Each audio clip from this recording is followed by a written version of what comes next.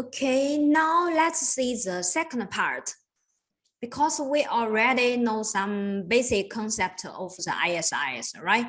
We know if you deploy the ISIS into your network, the important one, your router will be divided into 3 types to become level 1 router, level 2 router, or maybe by default is level 1 and level 2 router. And now let's see some basic principle if you want to use the ISIS. The first is because at the beginning, ISIS is used for the OSI reference mode, right? So in this reference mode, we have some special definition for the whole network, especially includes the address. And about the OSI network layer address, we will talk them to become NSAP, Network Service Address Point. And about the NSAP service as the interface between the network layer and upper layer applications. And it can be seen like the IP address and the protocol number in the IP network. That means if you use the NSAP, you will directly know what's your network layer address and also what's your upper layer protocol you use. This information will be added in the NSAP addresses.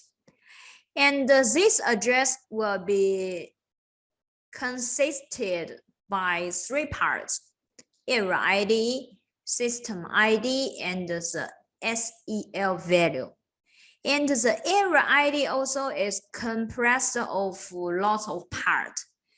The IDP, DSP, and the high order DSP, and also the AFI and IDI, something like this.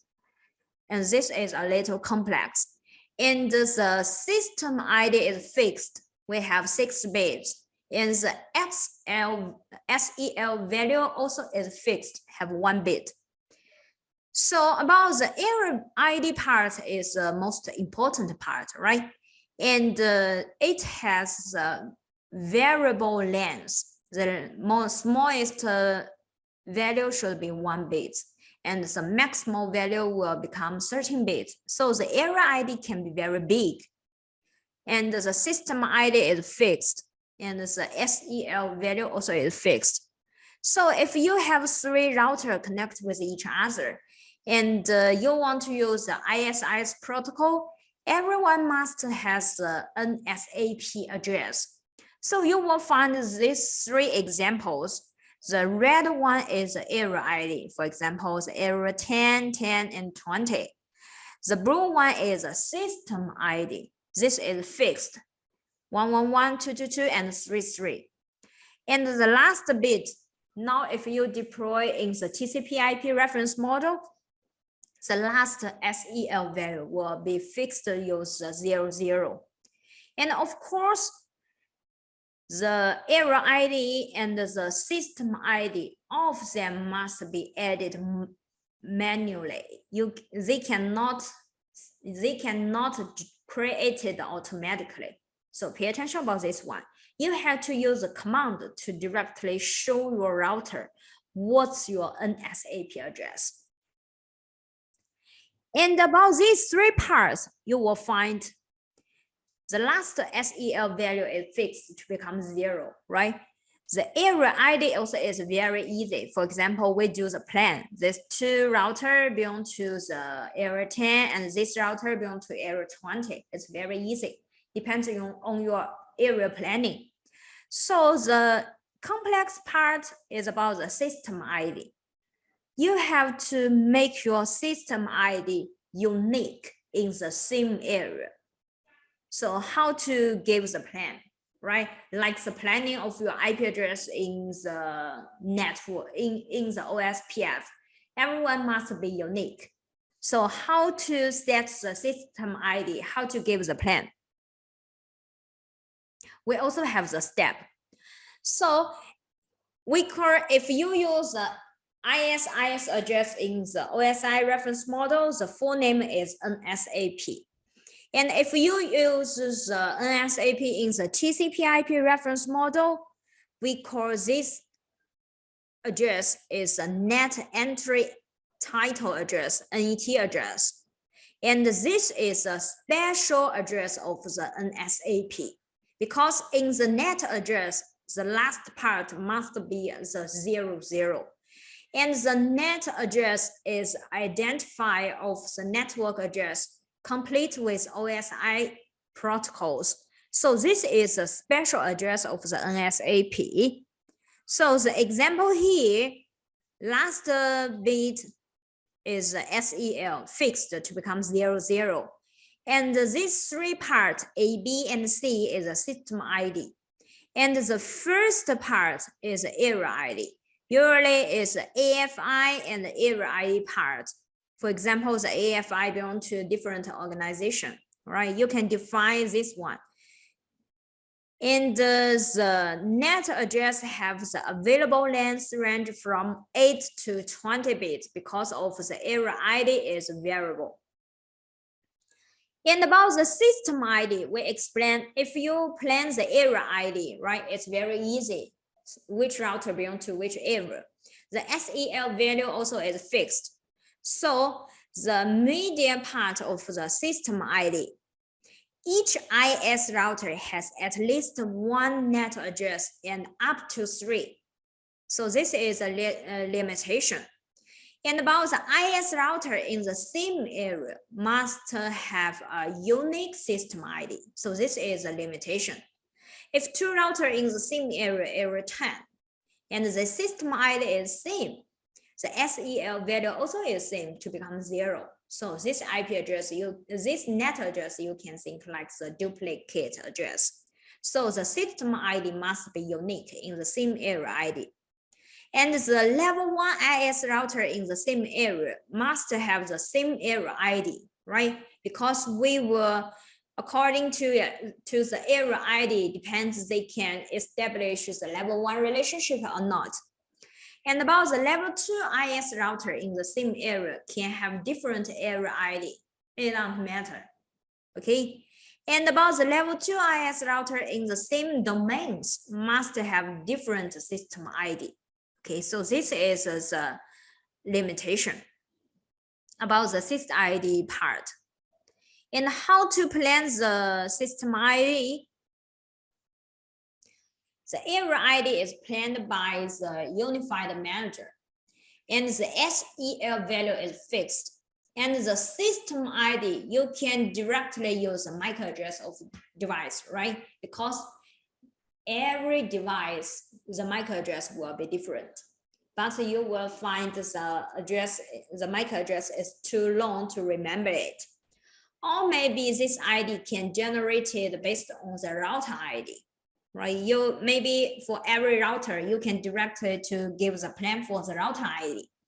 And how to make the router ID to become system ID. And finally, to get the net address.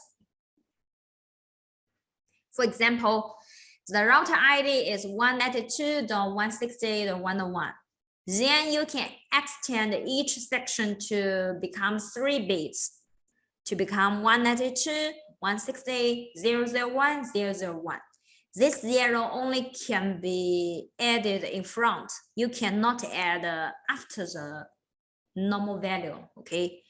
That means the 1 can be 001, cannot be 100. And then you can regroup into 3 sections, and each section we have 4 bits. So finally, to become 192.168.001.000.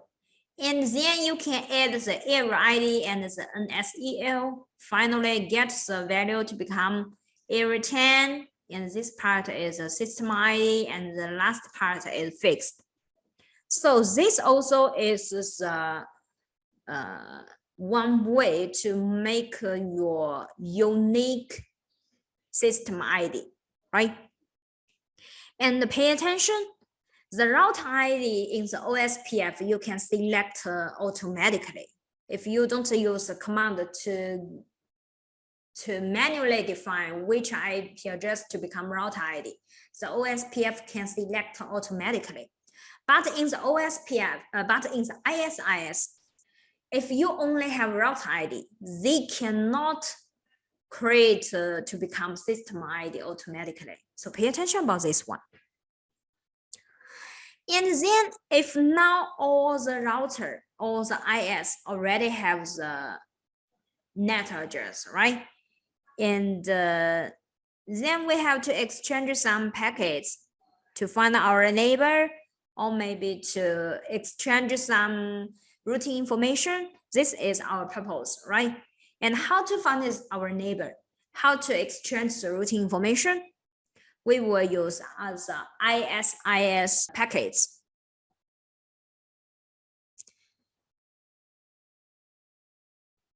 And about the ISIS packets, it is directly encapsulated in the data link layer. So you can think this is a layer 2 packet. And the packet header can be divided into the common header and the specific header. And for the ISS message, we also call it PBDU. The common header are the same. And the specific header will depend on which type you want to use, which is a packet type you want to use. For example, this is a full encapsulation.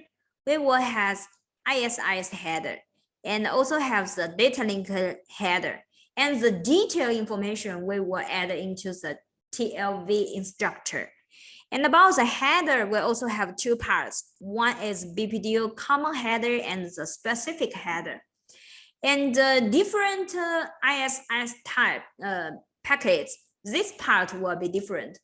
What mean different ISIS packets? For example, if you want to establish the neighbor relationship, you will have hello packets, right?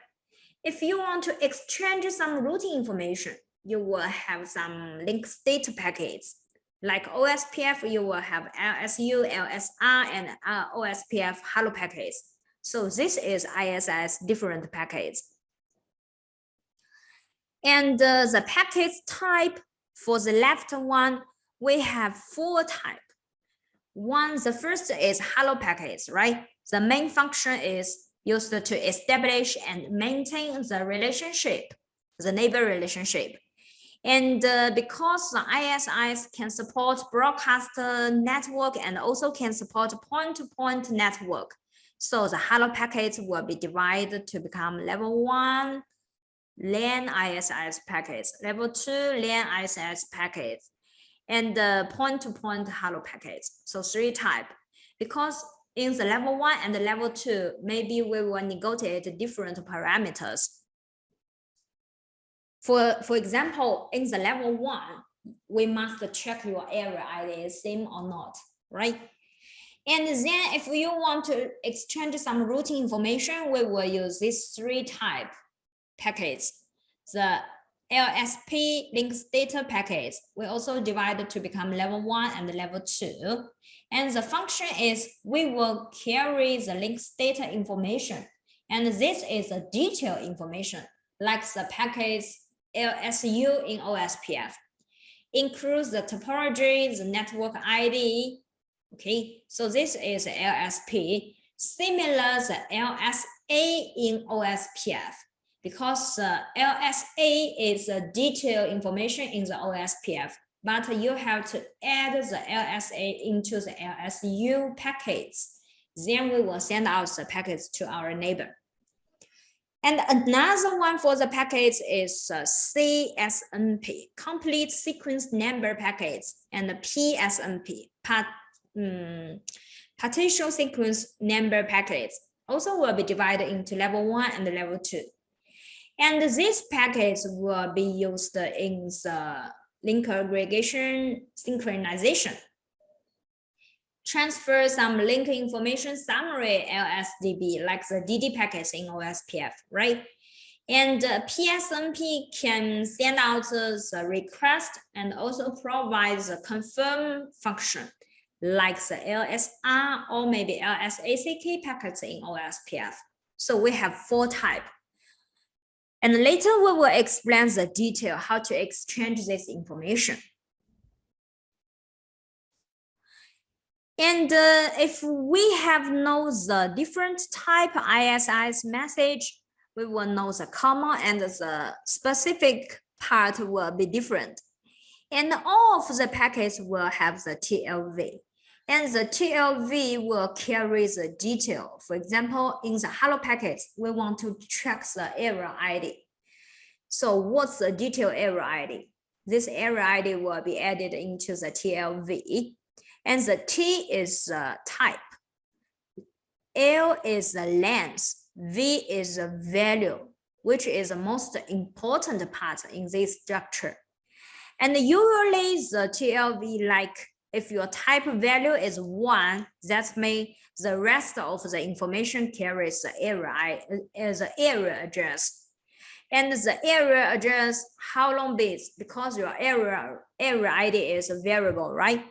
For example, if the address length is 2 parts, so maybe later you can see the detailed value. Maybe it's error 10 or maybe error 20, right?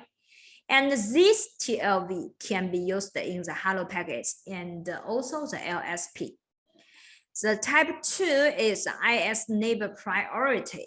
6 is IS neighbor MAC address. And 128 is IP internal reachability information and also the IP address IP interface address for 132.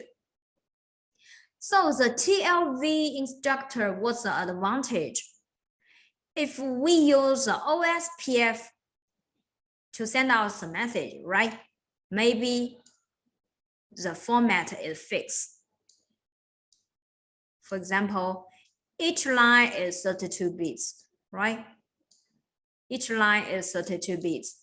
For example, maybe we need to send out the hello packets to find our neighbor. And we have to check the error ID. So your error ID must use here. Maybe your error is error 0, right? And the rest field, we don't use it. You have to make them to become all 0. Then to send out.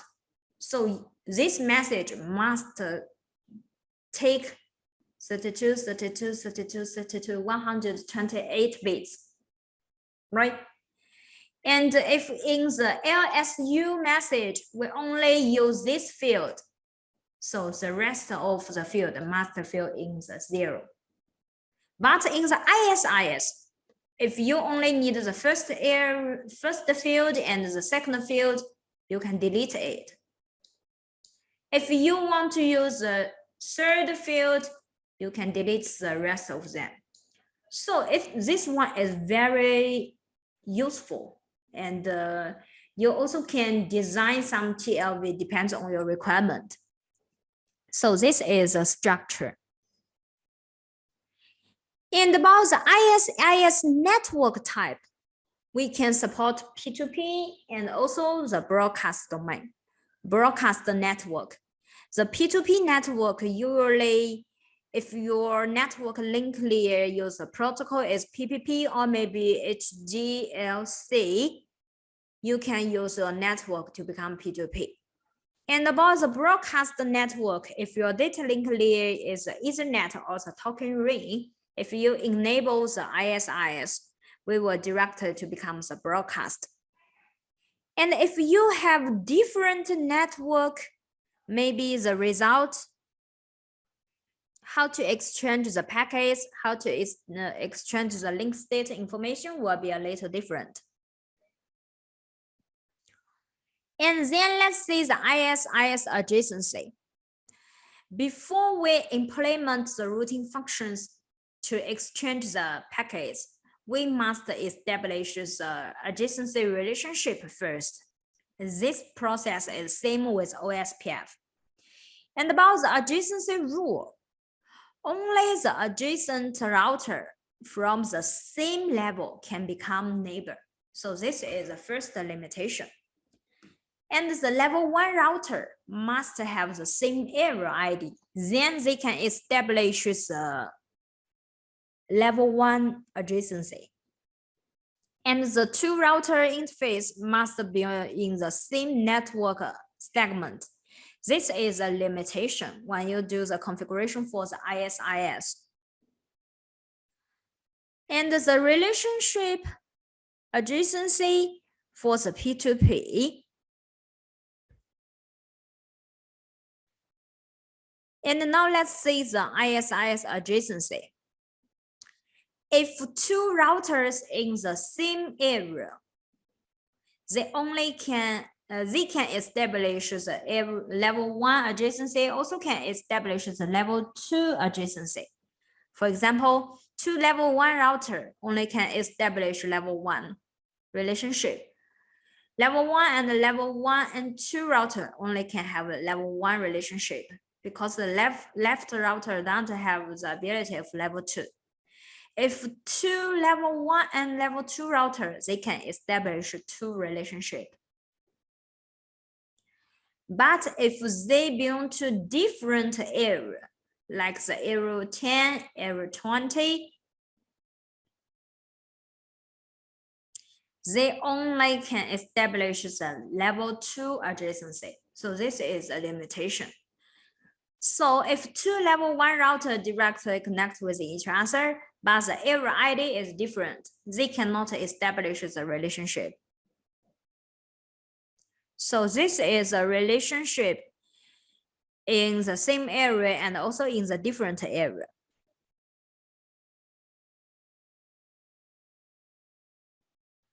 Then let's see the first network type, P2P. If two routers, the data link layer is a PPP protocol, and then you enable the function of ISIS, they will establish a P2P relationship. For example, now we have two routers, and both of them is level 1 router. And the left one, the system ID is 001. The right one, the system ID is 002. Now, if they want to exchange some hello packets, right? Because the main packets, when we establish the adjacency, is the hello packets. So first time, maybe we send out the hello packets and the neighbor relationship is empty because we never received the hello packets from the other routers. So this is empty. If we receive the hello packets from my neighbor, I can say nothing in my self information. I will record the neighbor's data to become none. And later, I will send out the hello packets. And about this hello packets, I will add the source ID to become 01. And the hold time is 30 seconds. Suppose the protocol is IP. And also the router will send this information to the left one. If we receive this information, we can get the information from my neighbor and myself. Then I would make my neighbor to become up.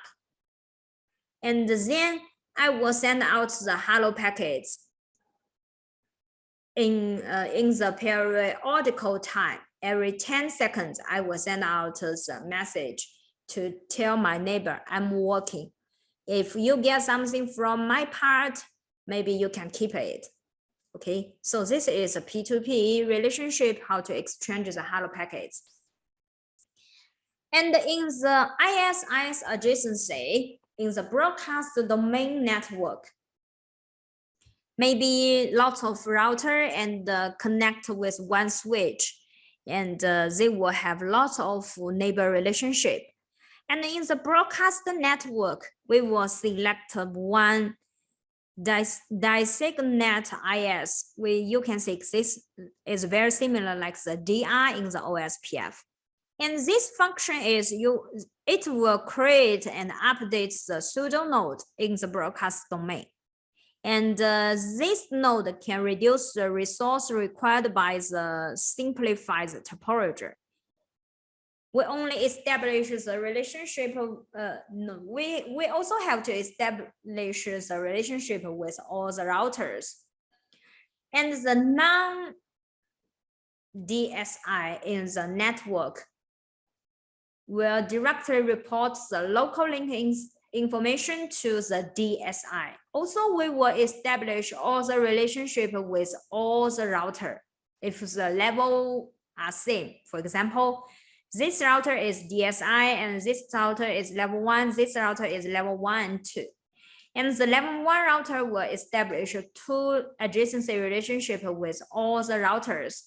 But the link data information we only will send with DIS. And DIS receive everything, and then we will send to all the rest routers. So this is a relationship. So we can reduce the resources because about the link state information, we only by the non-DSI, we only send once time is enough. So this is the function of the DIS. And then let's see the broadcast network, how to establish the adjacency. If we have two level 1 routers and the left system ID is 1, the right system ID is 2. Then the first time I only will send out the hello packets, but the neighbor relationship is none. And this message belongs to the multicast message. And also same, the router, right router will first time send out the hello packets without any neighbor. And then if we receive the neighbor 2 relationship packets, I will make the data to become initialized. And the next time the neighbor 2 will send out the message. And in this hello packets, we will add the neighbor 1 relationship. That means I already received some hello packets from your part. If we receive it, we will change the state to become established. And then we will send out the hello packets every 10 seconds to keep the neighbor relationship. And in this process, in the broadcast network, we have to select one router to become DIS. And there are some rules. About the DIS select in the LAN hello packets, we will compare the priority. The highest priority will be selected to become DIS. If the priority is same, we will compare the MAC address. The bigger MAC address will be selected. But the different one with the DR in OSPF, although the priority is 0, this router also can join to select the DIS in ISIS protocol. And the second one, level 1 and the level 2 DIS are elected separately, maybe not the same router in the IS. And the interval at which the DIS sends the hello packets is only 1/3 of non-DIS. That means by default, the non-DIS router, the normal router, will send out the hello packets every 10 seconds. But about the DIS, only 3.3 seconds is enough to send out the hello packets every time. So we can very fast to detect the DIS is working or not. And in the ISIS, this is no backup DIS. This is different. If the DIS is broken, we can directly select the other one to become a new DIS. Because we already established the neighbor relationship with everyone.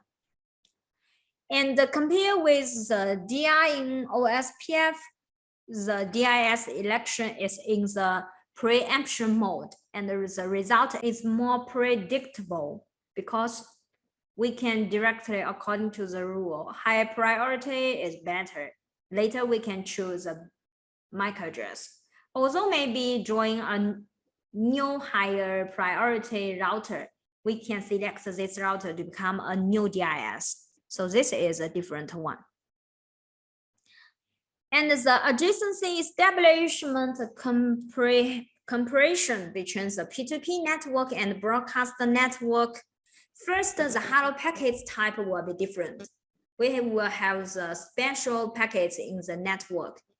And the hello packets type also is different. The P2P is unicast message and broadcast in the broadcast network, we will use a multicast message. And how long to send the hello packets out in the P2P network? Every 10 seconds. In the broadcast network, the non-DIS will use 10 seconds, but the DIS will use 3.3 seconds. And about the DIS, P2P network don't have DIS, but about the broadcast network, we only select one device to become DIS in one level.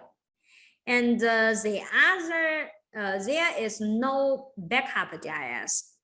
And the number of adjacency in the P2P network, we will have one adjacent. In the broadcast network, we will have multiple. Okay, we will have the multiple. So if we want to select the adjacency establishment, the main package we use is the hello package, right? And we can establish level 1 relationship in the same area. And also the level 2 adjacency in the same area. But in the different area, we only can establish the level 2 relationship. Then if we establish the adjacency relationship successfully, the key point we want to do is exchange the link state information. And about this part, we will use the REST packets about the CSNP and also about the LSP. So next part, we will continue to see how to exchange the link state information. Now we already know the basic concept of ISIS and what's the function of the hello package, right? And we can use the hello package to establish the adjacency relationship, includes the L1 adjacency, also the level 2 adjacency. And the next step, why we want to find our adjacency, because we want to transfer some routing information. And in the ISIS, we will use LSP and SNP packets to forward the routing information. And the LSP describes the link state information.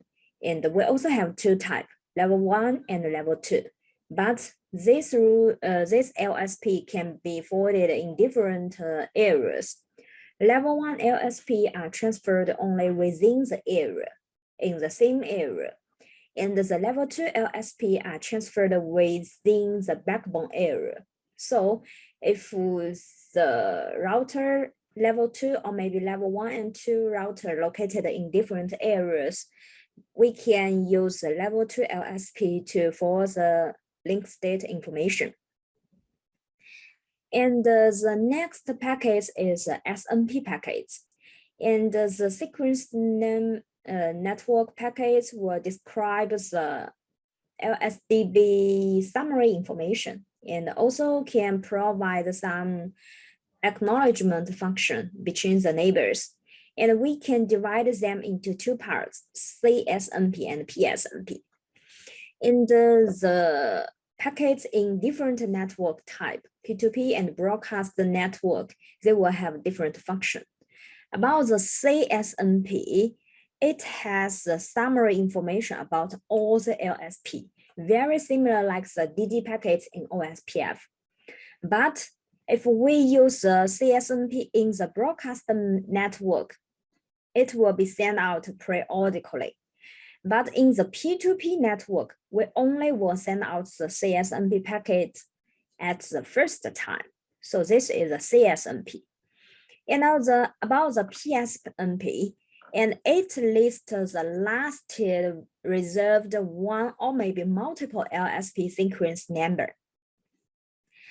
And in broadcast network, it will initiate the LSP request, like the LSR in the OSPF. I don't have some link state information. Can you send to me the function like this one? And in the P2P packets, it provides the acknowledgement function I already received this routing information, thank you. So something like this. And then let's see the detailed process, how to use these packets. And the first one, let's say the broadcast message. If we have 3 routers and we select the route B to become the DIS. And if we already use the hello packets to find the adjacency relationship with each other, then the route C will send out all the LSP about the route C, right?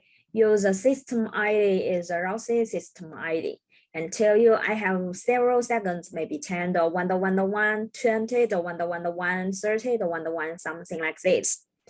And then the DSI will send out the CSNP packets, and it has all the LSP summary information, includes the information from route A, right? And also have the information from route B. Because route B, not only the normal router, but also the DIS, so we will have 2 LSPs. And also the route C information from route C. And of course, here we only list the router system ID information. And in the CSNP, we have the summary information. Then if route C receive it, I will compare with myself LSP and I will find now I don't have the routing information from route A and route B. Please, can you tell me the detail? So in this process, the PSNP very similar like a request.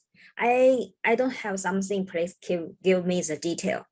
Okay, then the network device, the route B will send you the detailed information use the LSP packets. The LSP is the real packets. So in the LSP, we can carry lots of link state information. So this is the broadcast network, and periodically the route B will send out the CSNP packets and compare with the CSNP. If some new router added, for example, like route D, I will compare the CSNP from route B, and maybe route B don't have some information. I will directly use the LSP to send you to do the synchronization. Okay, if I something I don't have for the route D, I will use the PSNP packets to ask the network, can you give me the detail, something like this. So the DIS device will periodically send the CSNP packets. By default, the time is 10 seconds. Once the router receives the packet, it will search the LSDB for corresponding record. If no record is found, the router will add the packets into the LSDB and broadcast the message. So when we receive the packets from my neighbor, I will decide, should I add it on my LSDB or not? I will check the sequence number. Okay, if I don't have, I will directly add this information in my LSDB. If I can find the same information, then I will compare the sequence number. If the sequence number in the LSDB, the value is smaller than the received packets, the router will replace the local items with the received packets and broadcast to the new LSDB contact. That means I receive the packets. The packets has a sequence number. The number is bigger than my local. I will replace it, and I will broadcast the new one to all my rest neighbor. So this is the first one. If the sequence number in the LSDB is greater than the received packets, right? That means I receive the packets. The packet's sequence number is smaller than myself. I will think this is not the best one. Okay, so I will discard it and also send a new packet that contains the local LSDB value to the package ingress interface, right? I will discard it first because in my local table, my LSP is best one. And then I will tell you, you should record my newest LSP. If the two sequence numbers are the same, no update will be made. So this is a principle.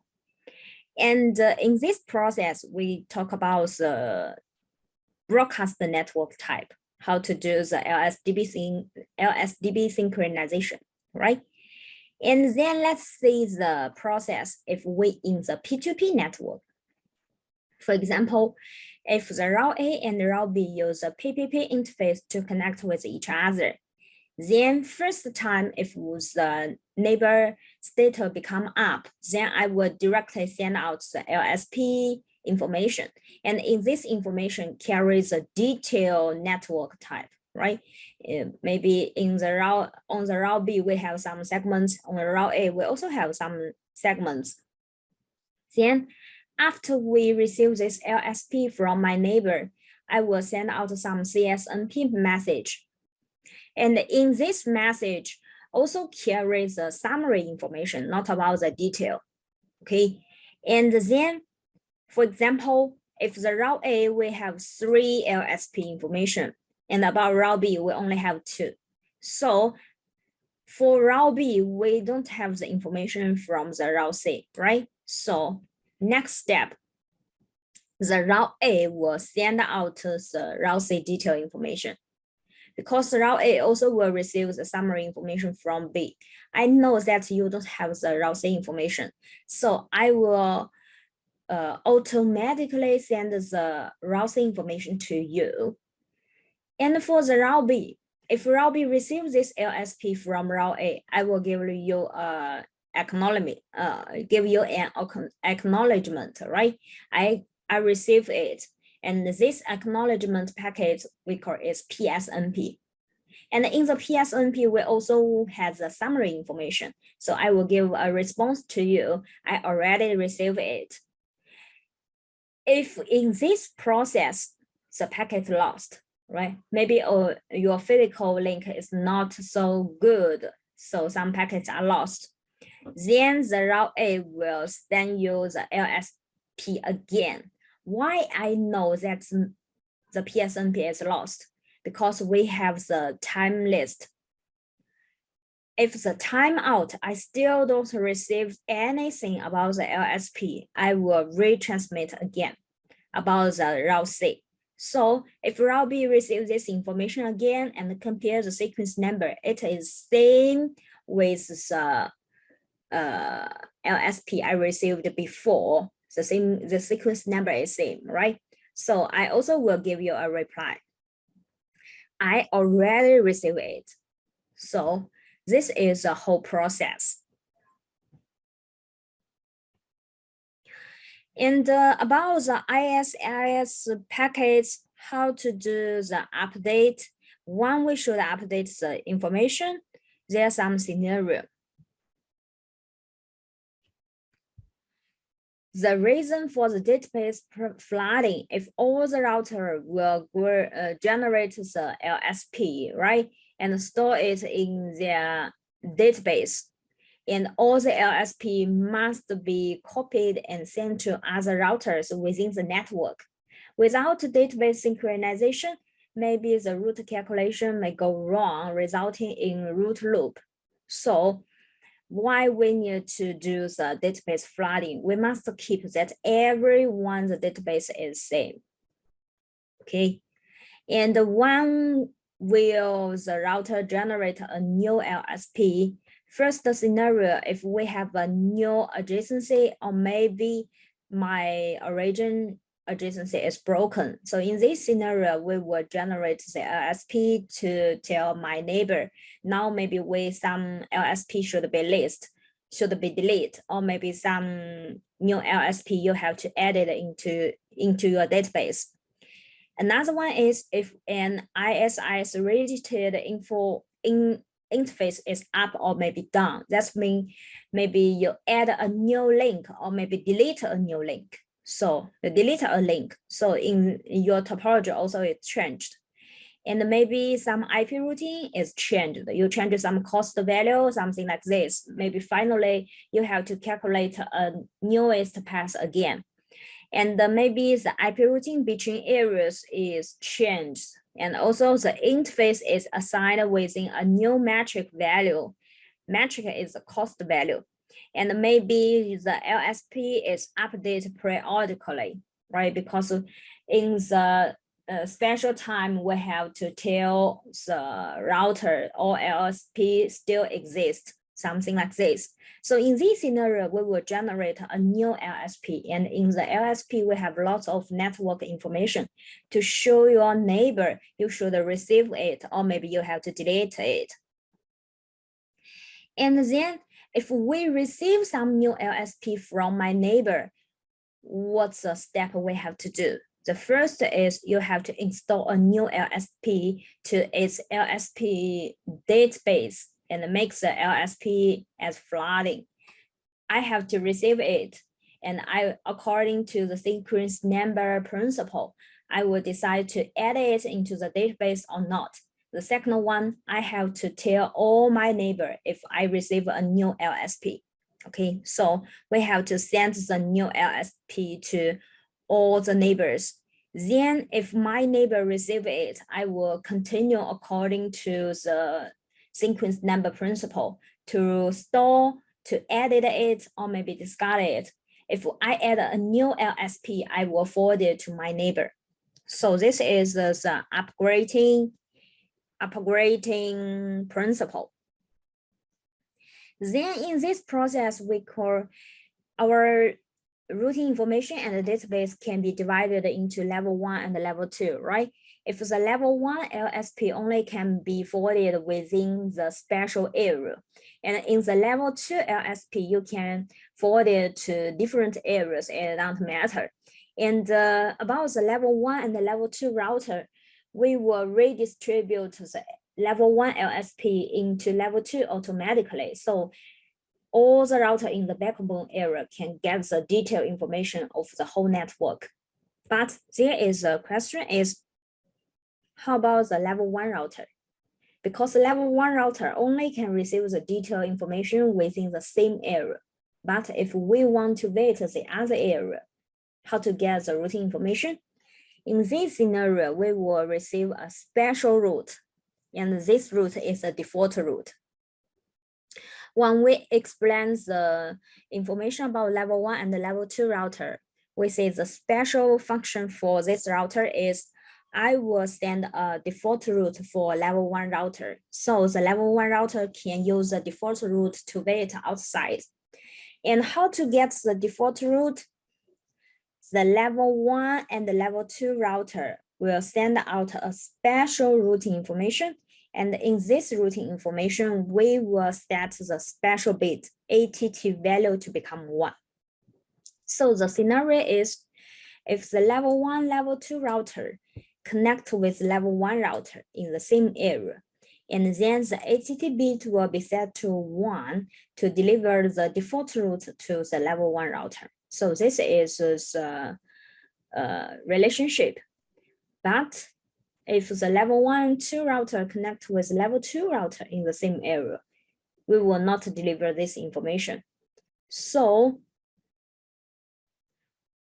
that's why when we establish the neighbor relationship, we will assign them to become level 1 adjacency and also the level 2 adjacency, right? Because I will send different information to my neighbor. So in this case, link the level 2 route to the level 1 router. Okay, this is the ATT bit. For example, like this topology, we have 4 routers, 1, 2, 3, and 4. All of them located in the area 49.0.0.1.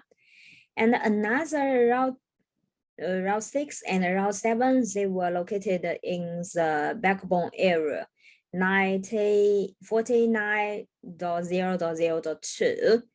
And because route 3 and route 4 is a level 1 and a level 2 router, so Although maybe this router 3, 4, 5, 6, 7, they are located in different areas, but they still belong to the backbone area.